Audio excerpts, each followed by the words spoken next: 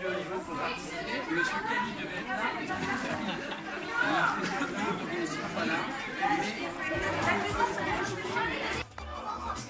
On sera avec ses élèves.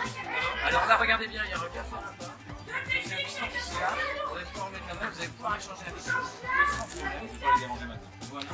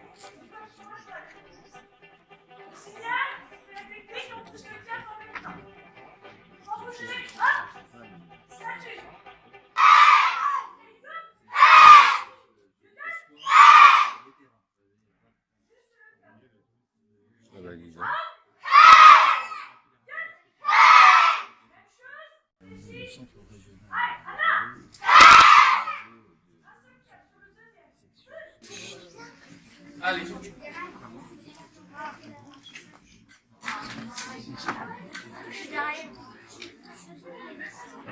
Asseyez-vous, prenez place, il y a une chaise, un élève.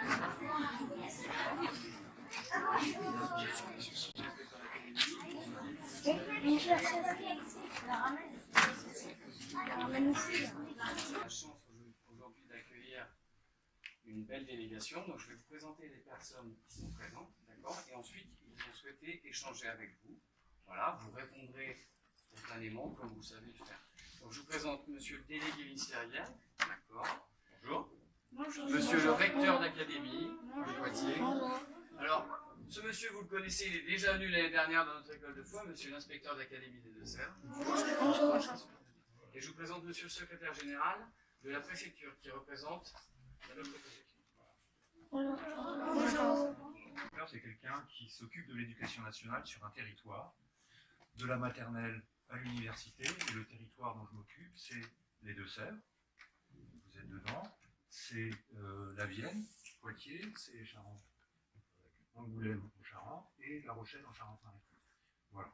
Je trouve que vous avez beaucoup de chance d'être dans cette école et de faire les activités que vous avez. On est dans un moment qui est, jusqu'en 2024, la préparation des Jeux Olympiques, à la fois pour les sportifs, mais pour toute la nation, qui doit soutenir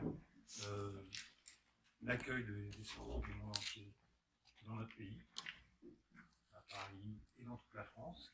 Et le ministère de l'Éducation nationale, le ministre de l'Éducation nationale, a désigné une personne particulière pour s'en occuper dans toute l'éducation nationale en France. C'est M. Terret, qui était auparavant recteur et qui est maintenant délégué ministériel pour ce qui s'appelle Génération 2024 et dont on va parler.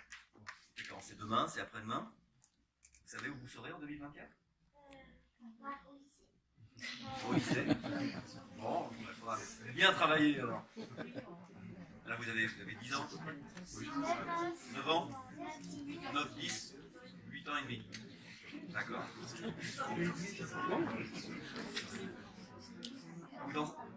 Dans 6 ans, ça vous fera quoi? Ça vous fera quel âge? 15 ans. Avant 2024, vous savez s'il va y avoir d'autres Jeux Olympiques? Oui, non. Qui c'est qui a dit oui? Et tu sais quand? 2020. Tu sais où? Qui c'est qui? Tu sais? À Tokyo. À Tokyo. Il vous reste 2 ans pour apprendre le japonais.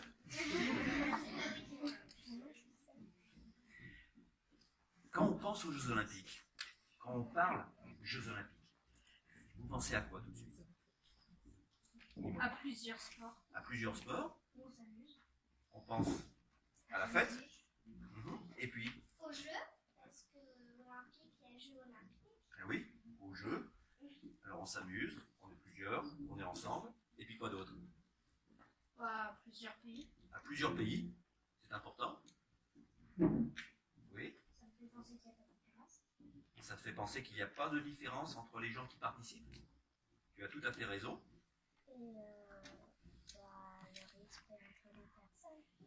Le respect entre les personnes. Vous avez travaillé sur ces valeurs avec votre enseignante? Oui. Oui. Et là,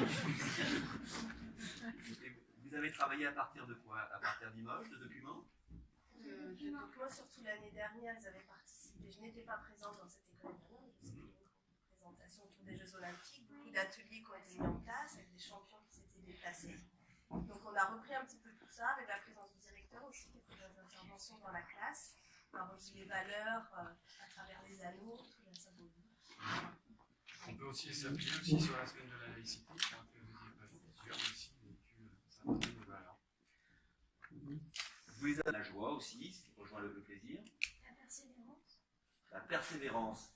Parce que pour, non seulement pour participer, mais peut-être pour gagner, pour monter sur le podium, pour décrocher des médailles. Et aussi Les femmes participent. l'égalité entre les hommes et les femmes, bien sûr, et évidemment, ça c'est une valeur importante. D'autres choses encore? Oui. Tous les pays peuvent participer. Vous savez combien il y a de pays qui participent aux Jeux Olympiques? À peu près.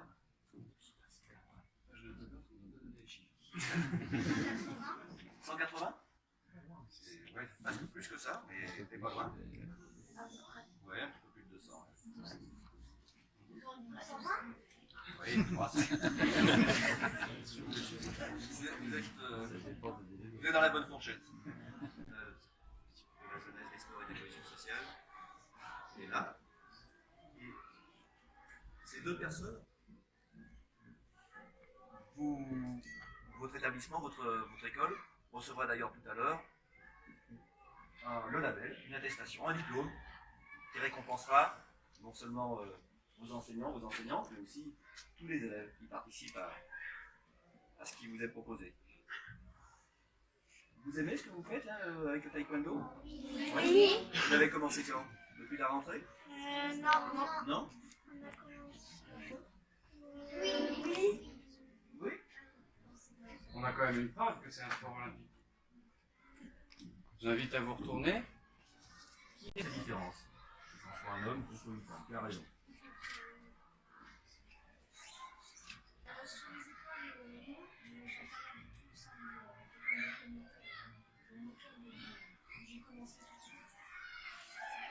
Et alors, qu'est-ce que vous pensez de cette expérience particulière pour vous? C'est très chouette. Les enfants sont très bien. C'est très riche. Je reste aux États-Unis. Oui? C'est quand les prochains Jeux? Ce sera quand les prochains Jeux? Eh bien, ça sera à Tokyo, comme ça a été dit tout à l'heure, en 2020. Les Jeux Olympiques, c'est tous les 4 ans, en alternance, en fait tous les 2 ans, parce qu'il y a des Jeux Olympiques l'été, et puis des Jeux Olympiques l'hiver.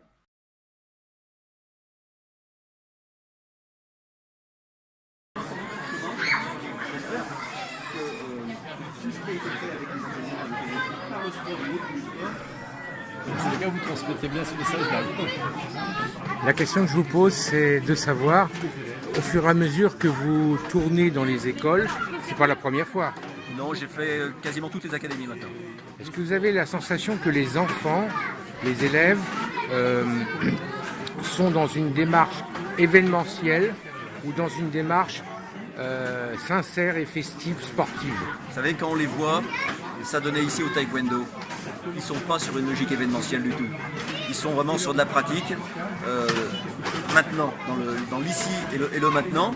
Et puis quand on discute avec eux, eh bien, ils se projettent, ils savent que c'est la 3e séance ici, ils se projettent sur les 3 prochaines séances. On n'est pas du tout sur ce qu'on appelle un one-shoot, sur un événement. Ils ne sont pas du tout sur même les Jeux Olympiques de 2024. Ils sont sur un processus beaucoup plus long. Ils savent que le sport, c'est un moyen de se faire plaisir pour eux. Et ce dont ils se rendent moins compte, c'est que c'est un moyen de formation aussi exceptionnel pour les enseignants.